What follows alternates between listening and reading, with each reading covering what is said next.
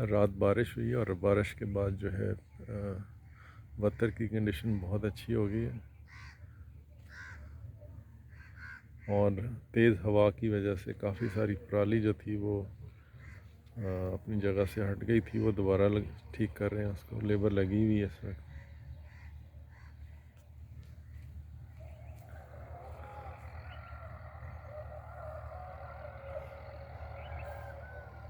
और बड़ी मॉडरेट किस्म की बारिश हुई है और वेदर कंडीशन माशाल्लाह बहुत अच्छी हो गई। जर्मिनेशन के टाइम पे इस तरह की बारिश ब्लेसिंग है अल्लाह की तरफ से।